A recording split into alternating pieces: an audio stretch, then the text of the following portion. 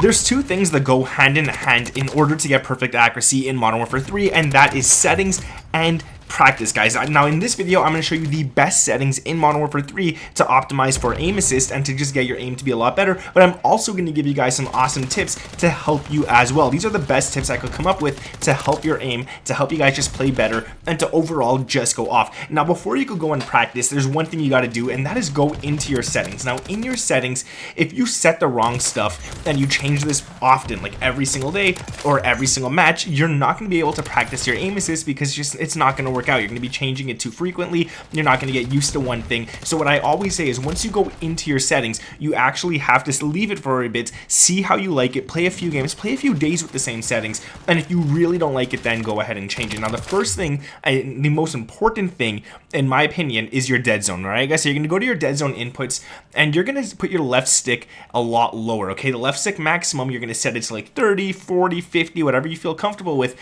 and this is just going to help with your movement. It's not going to help with aim at all.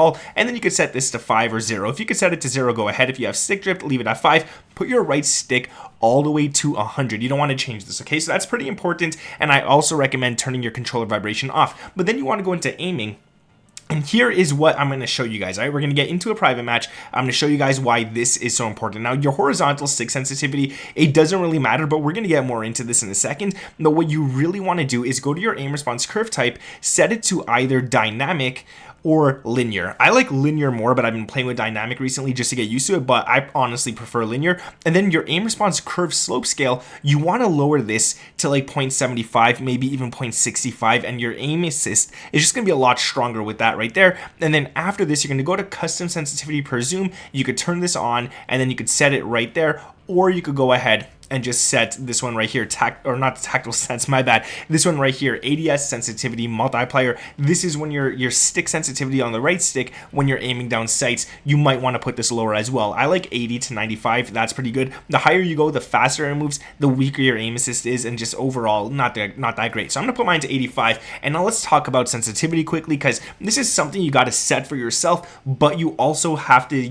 be weary of something, and I'm gonna show you guys that. Let's get into a private match. Now I chose the map bait, and the reason I chose this map is actually for two reasons. I want to show you guys, I actually never knew this room existed. That's pretty cool. All right, but yeah, anyways, this map has a lot of things you could actually shoot at, and it's really good for accuracy, but I want to show you one thing here. All right, right now I'm on a 5 sensitivity, vertical and horizontal. So let's say that this little orange thing right here is an enemy, and I'm running this way.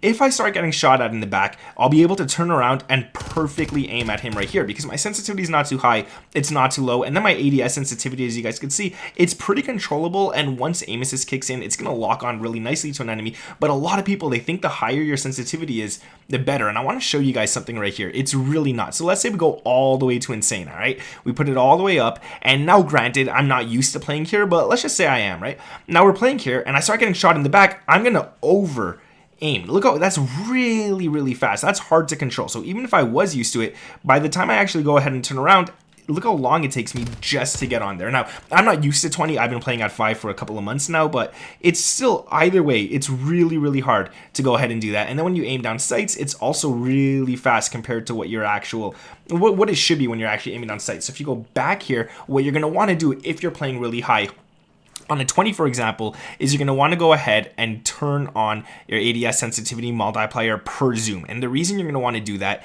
is because we're going to go into here and we're going to lower these by a lot, all right, by like 0.60, and that will be really good right there. And then this way, when you're aiming down sights, it's still fast, but it's a lot more controllable. So that's one mistake that a lot of people do, is that they'll go ahead and they'll have this set to 100, or 1, I should say, while being on a 20 here, and it's just insane. You're losing your accuracy. It's really bad. That's just overall not good. Now I want to talk about a few tips, all right?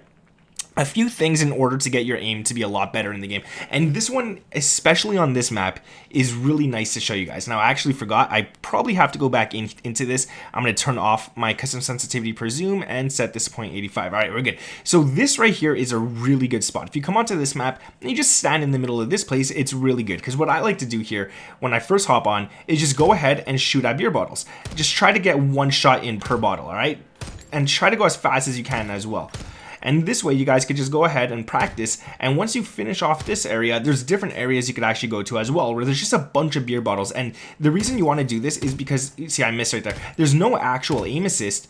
So if you just flick in and out and you just go in and out, and I'm missing, see guys, it's not always perfect, and it's just good for your accuracy, and it's just really good to actually practice this over and over and over again. And then once you get really good, you could even go for further shots like that one right there, and just try and snap as fast as you can. So this way, once you actually get back online and you start playing again with your aim assist on, it's going to be a lot easier to stay on target. Now, another issue that a lot of people do, and this is not something that you could kind of control or anything, but a lot of people think movement is more important than accuracy, and I gotta say guys, it's really not. Having good movement's great for getting away from gunfights, for getting to gunfights faster, or for just sneaking around and just dropping people when they're unexpected, or not expecting it, I should say. But movement in a gunfight, you want to just keep that as basic as possible, right? You want to keep it to the left stick, you want to move left and right, maybe drop shot, maybe jump shot, but that's about it. You don't want to start sliding in the middle of a gunfight, jumping around, 360ing and stuff. Like, it's just, I don't get why people do that. You're gonna lose most of the gunfights, and it's not worth it at the end of the day.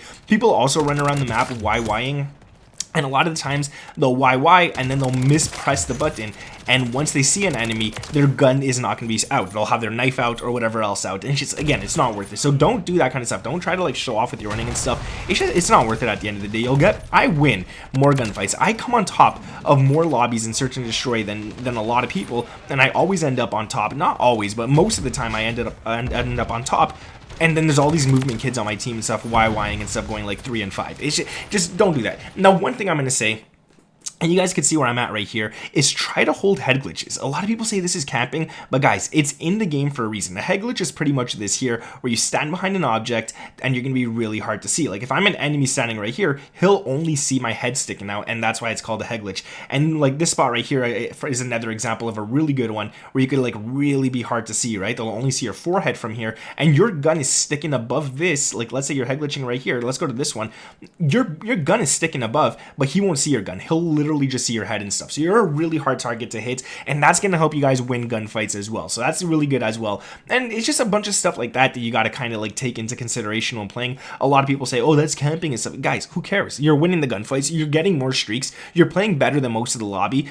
It doesn't matter how you play. Now, I'm not going to say go ahead and stand in one spot the whole entire game. That's just, it's not going to be worth it, right? There's going to be enemies that come up to you. They're going to drop you easily and stuff like that, and they're just going to figure out where you're at. But like here, for example, let's say we go here. You're going to want to be in an area, get 1, 2, maybe 3 kills, and then dip. Leave that area, go back towards your spawn. This is the back here.